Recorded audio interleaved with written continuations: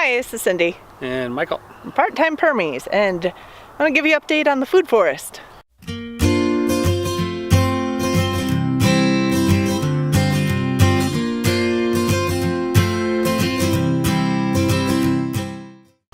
So we originally filmed this about 2 weeks ago, or was it? Yeah. Yeah, 2 weeks ago. We did it pretty quickly on a cell phone while we were out here actually doing it. It died and we thought it would save the file. The file was lost. No. So we're going to real quick talk about what we did. So this was a couple weeks ago. This is part of the unplanned permaculture. It was in the big scale plans, but Yep. happened not when we fully wanted it or planned it. It just fell into Happened. place. So we've talked about our friend PJ who lives a few miles away. He has about a 10-year-old food forest. So he's a model. One, he knows a lot more than we do about permaculture and perennial food forests. And he sometimes comments on the videos with good tips. Yep. And so he invited people out to come and get them. So the most important thing was hazelnuts. Yes. He has some really nice hazelnut bushes, 2 or 3 cultivars. So hazelnuts, got a bunch of hazelnuts. We got a lilac, an extra lilac that wasn't needed, that we kind of liked. The following week, there was discussion that there was some Nat King cherries, or no, that there was some pecan starts that he had more than he needed. So Cindy ran over there to get pecan starts, and what else? Got Nat King cherries at the same time. So that's a bush cherry. Yep. So you got a bush cherry and a bush nut, which is fun because they're lower and much faster developing than all the big trees.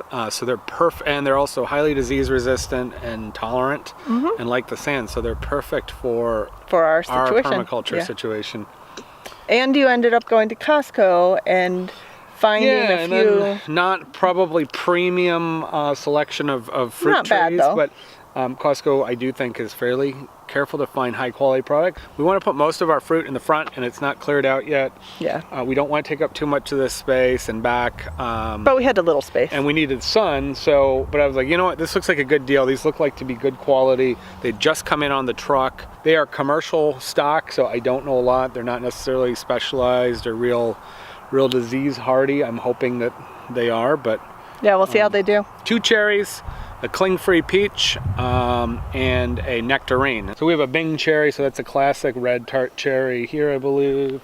We have our apple trees, which we've decided are low value, but we're kind of maintaining the rest of it. So the idea is we have sunchokes here.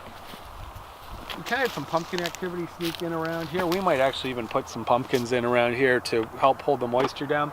So we have asparagus, a little bit of rhubarb from last year, a blueberry. We don't know if it's going to hang in there. It was a wild blueberry. We have our wild strawberries, and so these are. And what else? Oh, we got a sea kale. Yes.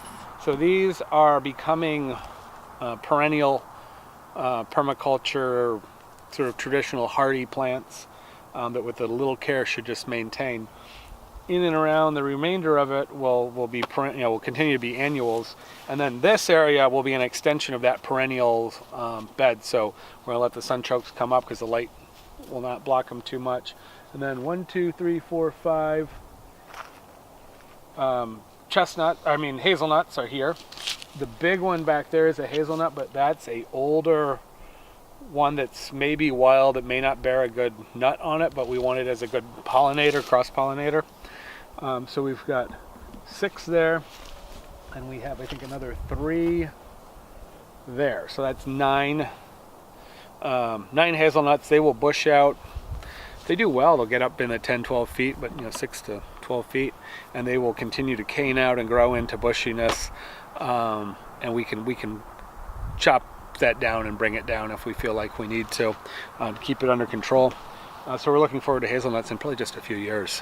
And we decided while we got these trees, we're like, where are we going to put them? We need to stay as sunny as possible. We've got these 2 nice oak trees, so we decided we just put them in the shadow of the oak trees slightly, and that would be the best balance of where we could put them without putting them in the front, and we can't take up any of these other areas. We need basically in the drip line of the oak tree. Yeah, so we think this is a pretty good solution. It's going to be near some of these other fruit trees. Ended up here with a coral champagne cherry, which is another red sweet tart cherry. Don't know much about it. It was just different. So I have 2 cherries. We have a nectarine here. It's flowering a little bit, which is So this is a Supreme Red #1 nectarine. Again, don't know about the variety. I like nectarines. And so we got that. Here's a peach. I'm gonna get, this is the one that doesn't need cross-pollination. I don't know about that, but because peaches and nectarines are a cross, I'm pretty sure they're gonna, pretty sure they'll help cross-pollinate for fruiting at least.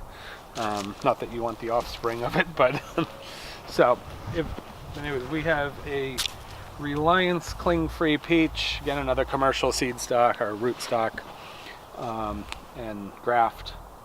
So don't know much about it. Peach is one of the hard parts of canning and using them is cutting them apart if they're not cling-free. You can get some amazing varieties and flavors, but they're so hard to work with. I decided to sacrifice, and not being able to research the varieties they had available, Yeah. I just had to shoot in the dark. I said, I'm gonna go cling-free. And we have, what, chestnuts back there? Chestnuts, this is gonna be beginning year 3. We put them in fall, so it's just a year and 3 months.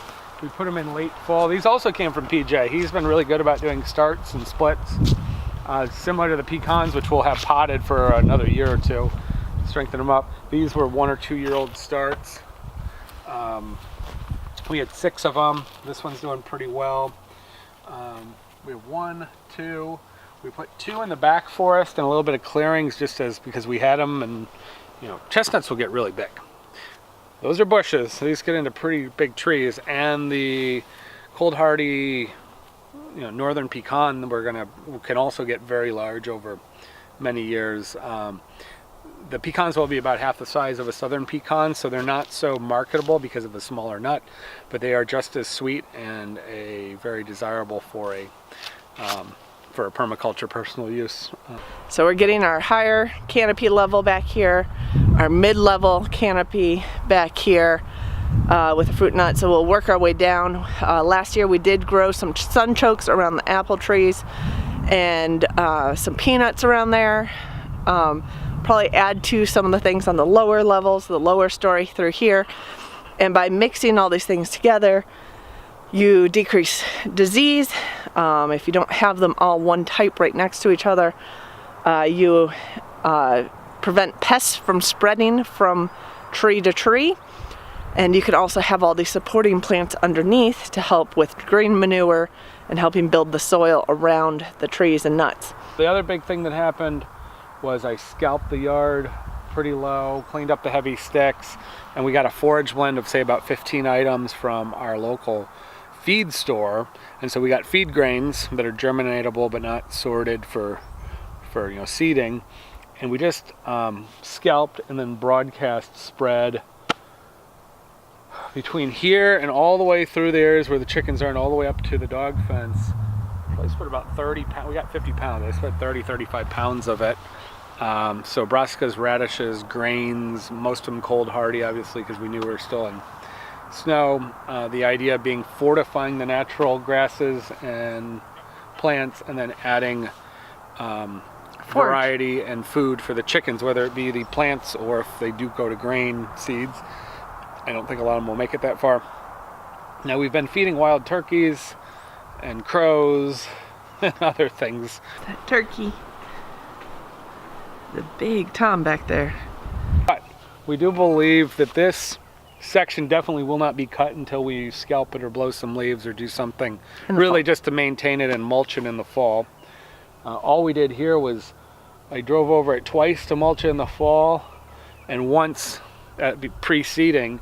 So what you're seeing here, which looks clear and clean, actually that is the leaves have been ground up, and between the animal and bacteria activity and a little mechanical activity, we have not moved the leaves out of the way. We've been composting them in, and we may have, depending on our rotation, pretty much stopped mowing for the year, like one maintenance mow. And Maybe.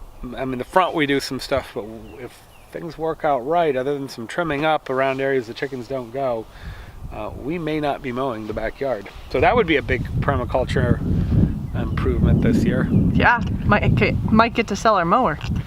Yeah, and well, the mower's a tractor, which we use for many other things. Yes, so, we do. that, In front, in the fall, we did establish some beds to plant some perennial low cover crops, so, and we were able to get a few of those from our permaculture class, and we'll see what's coming up there. I know so far we have some crocuses and some daffodils coming up, but we're going to be moving into some other plants as well, like marshmallow, and there are some wild tulips over there.